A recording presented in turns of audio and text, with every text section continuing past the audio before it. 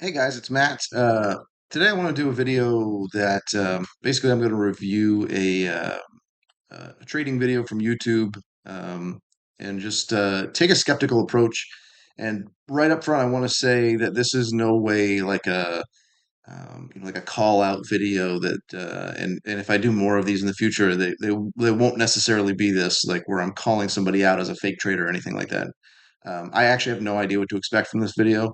I just saw it was popped up on my recommended feed, and I thought it was interesting. So yeah, I don't mean this as like a call out video or anything like that. I just what I would like to do with these is hopefully get people to just have a little bit more of a skeptical mindset when it comes to traders and YouTube if they don't already, and just kind of things to look out for. When somebody says they made a bunch of money trading stocks or some sort of commodity that what other what things should you look for to see if that's a realistic brag or not? Kind of. So anyway, let's jump in. So this video is from ToriTrades, who until they popped up in my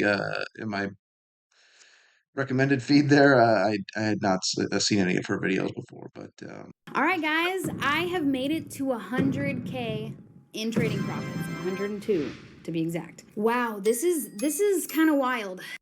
yeah, that's no joke, man. 100K is I mean, I guess it depends on the account that you started with, right? If you started with $100, 100K is fucking impressive. Yeah, I don't know if you I mean, it's impressive either way. If you started with $1 million, it's you made 10%, right? Which is different than if you started with $100. This is pretty neat. This is something that I haven't done before. I'm continuing to hit personal bests, personal records, bigger trades. It's a little bit overwhelming. It's exciting, but like kind of crazy. You guys got to follow me along this entire journey. Last year was so tough. You guys got to see the entire freaking year of So that's cool. I don't know her or what she does, but if she has been actually showing all of her trades or anything and had a rough year last year, uh, yeah, I mean it can lend some credibility, right? I mean, there are plenty of people on Twitter who they get all kinds of respect from people because they show their losses, and it's not necessarily doesn't make a person legit, but pretty cool if she's been doing that this whole time. trading and how not only was I just trying to make profit as a trader, which is freaking ridiculously hard. You guys should Yeah, yeah, it is.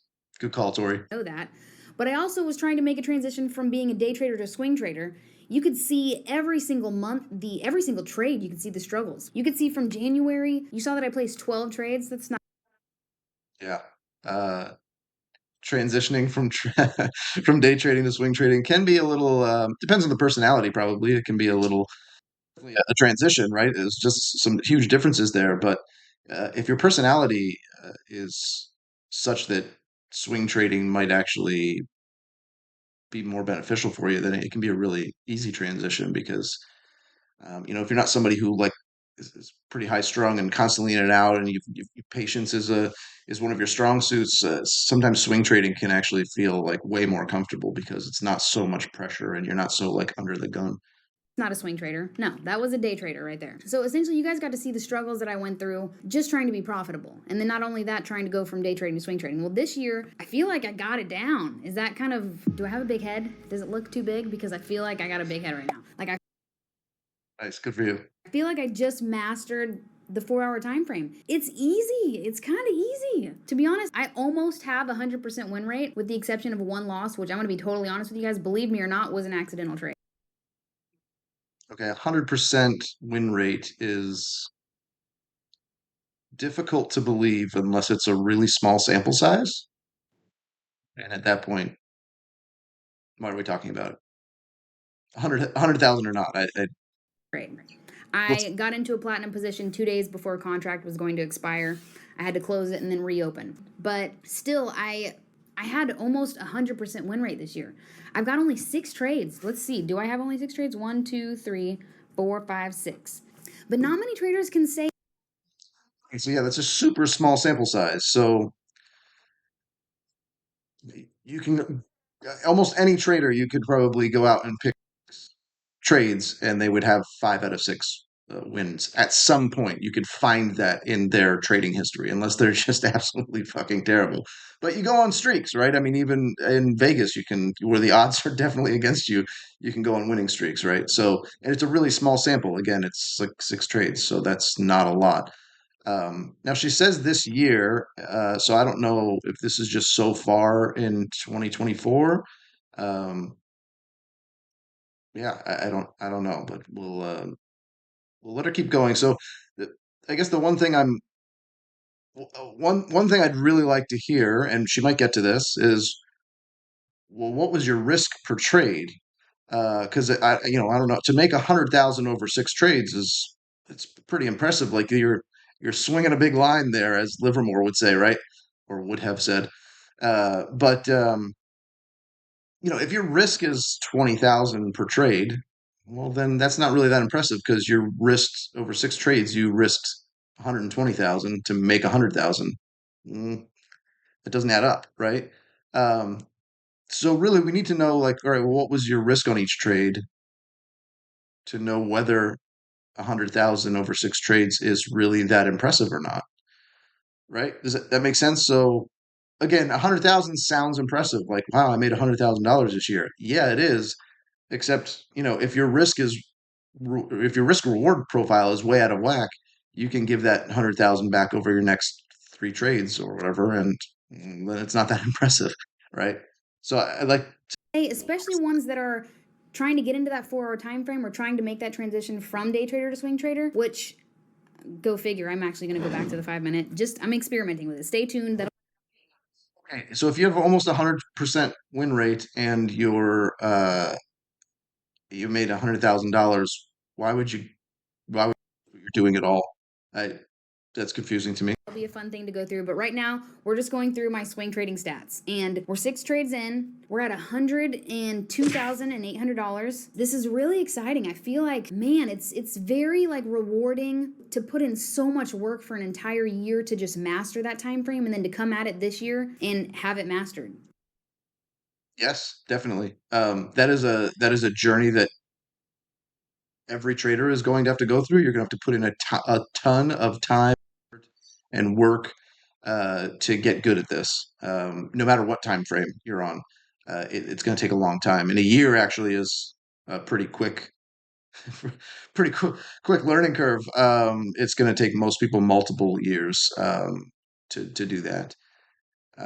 So yeah, I feel like there was something else I wanted to say, but we'll come back to it. Like, how cool. And not only that, but you guys should understand by now how freaking difficult it is to make money as a trader. You got to Yes, have 100%. your psychology down. You got to have so much confidence in your strategy. You got to be consistent. Like, there are so Yeah. So psychology, strategy, consistency, that's all stuff that takes people a long time, right? Most traders, when they start, they start out thinking like, okay, I just have to find the system or find the trade, like what candlestick pattern do I use or blah, blah, blah, right? They're just looking for if X then Y kind of trading. And so they don't even consider the psychology of it, right? They just like, give me a system and I'll follow it. It's like, yeah, sure you will. Good luck trying to follow that with a human brain, right? And they're 3 months in and realizing they've got this system that supposedly works. Again, how do we verify that? But yeah, they're just not even able to follow it. When you start looking at their journal, it's just like, yeah, you're not even doing what you're supposed to be doing. So how do we, yeah.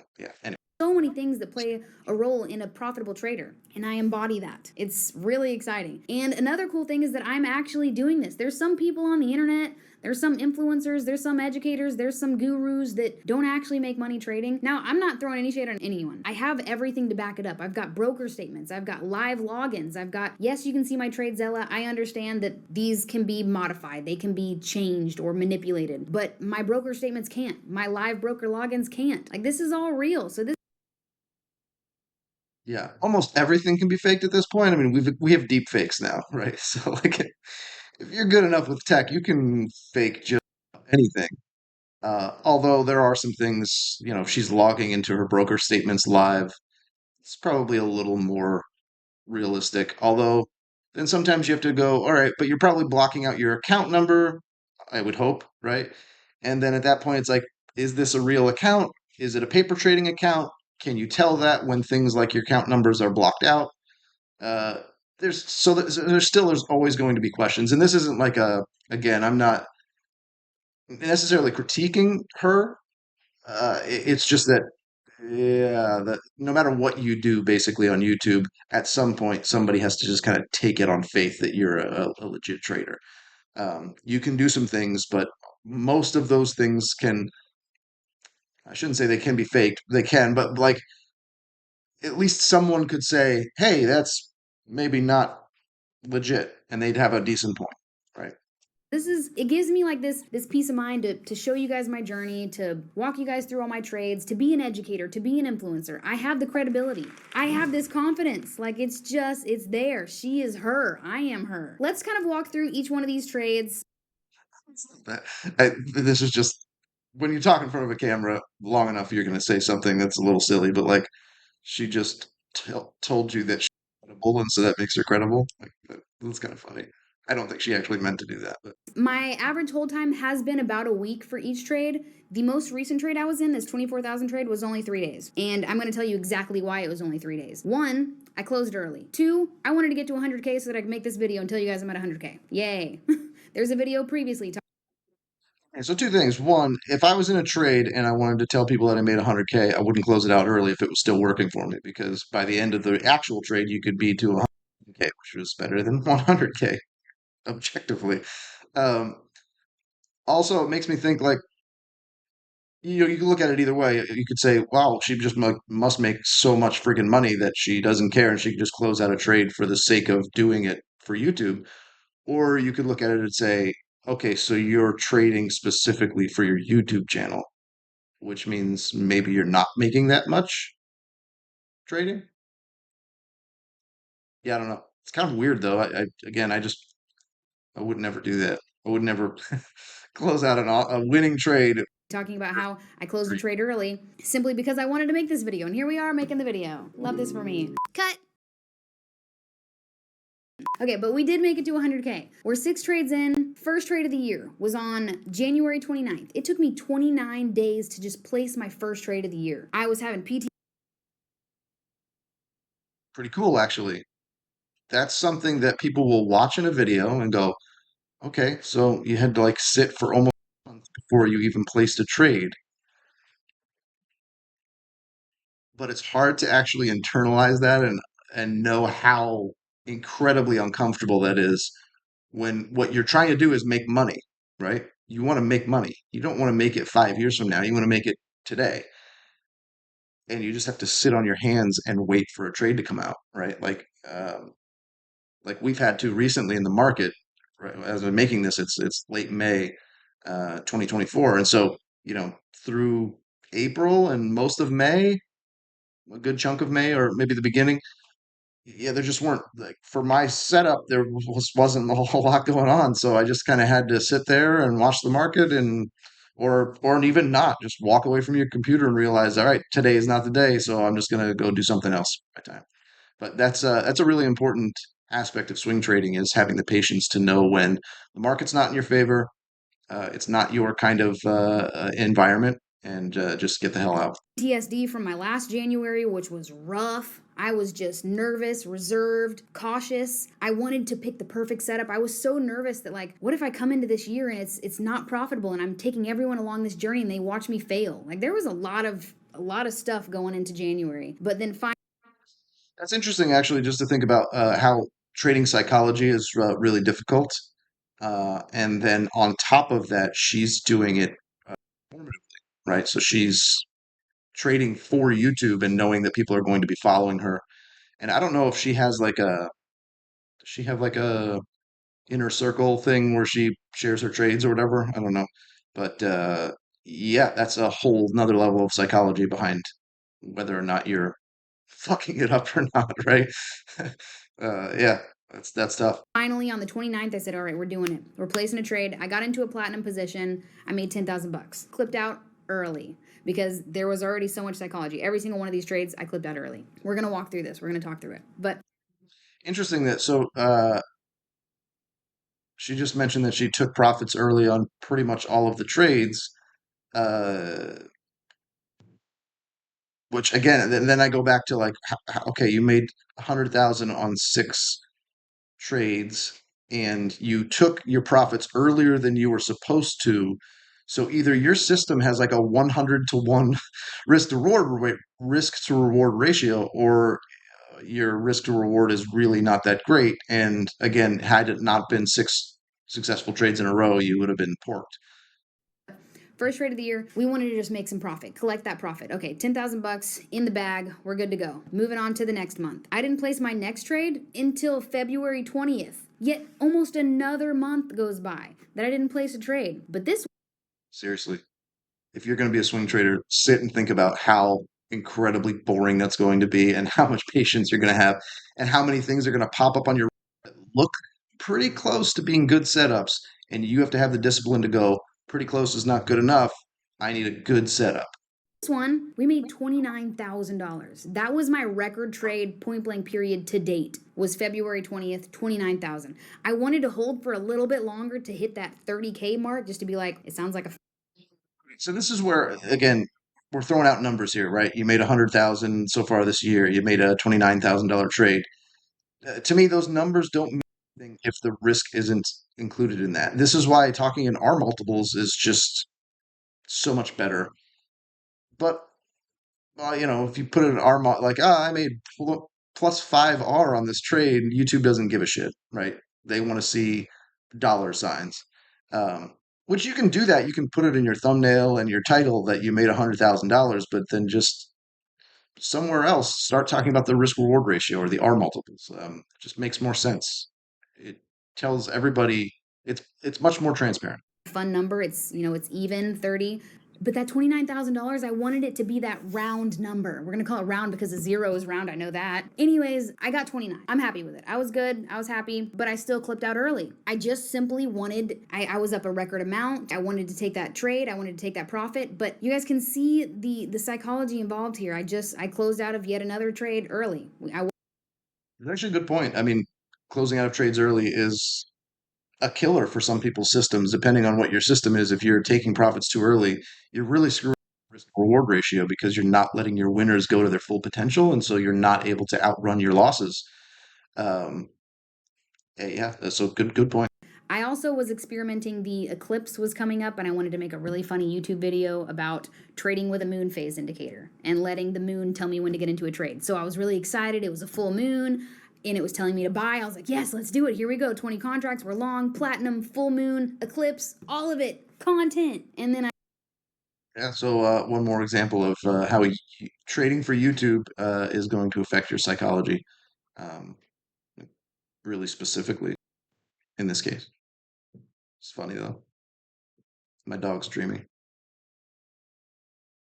on April 3rd, I made $30,121. Wow, that was exciting. Also clipped out of that one early. It's just there's something about, going heavier in position size than you're used to. I'm working on scaling up this year and being up a record amount.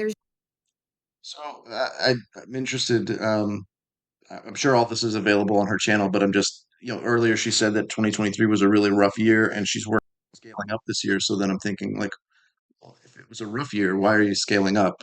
Uh, it would seem you would not want to scale up if you had a bad year with the year before. But maybe it was just rough mentally or psychologically, and then it maybe she actually profit wise traded really well last year. I don't know. So let's kind of go through some of the stats. My trade expectancy is 17,000. Cool. My profit factor, 37.24. Cool. None of this matters, to be honest.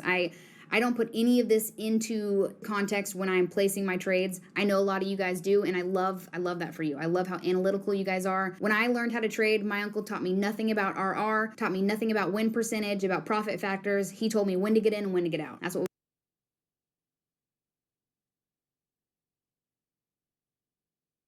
I I'm at a loss for words.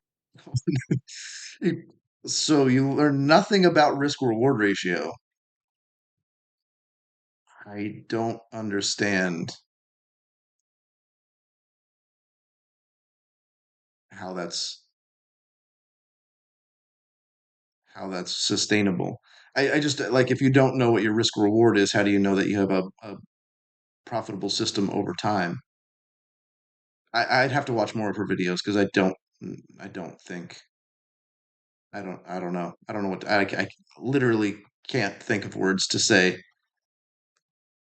because I'm trying to give the benefit of the doubt as I do when I'm a very skeptical person, but even in my skepticism, I try to give people the benefit of the doubt because life's too short to just be a dick to people. But yeah, I would love to know what her risk was of her trade, but uh, I don't think we're gonna get to that in the final 30 seconds. What we went over, and that's what I do. But I love showing you guys these stats. It's fun. I like analytics and whatnot. It's fun to kind of look it up and be like, oh, cool. This is my average win to loss, 7.45. Win percentage, 83.33. And then my net profit and loss, you guys already saw, I've said it about 500 times, $102,800.40. Really exciting. So stay along for this journey. I'm trying to make it to 200K this year. If you guys are not following along this journey, be sure to hit the subscribe button. Don't forget to hit the like button and drop a comment. I will see you guys in the next video. Thanks for hanging out.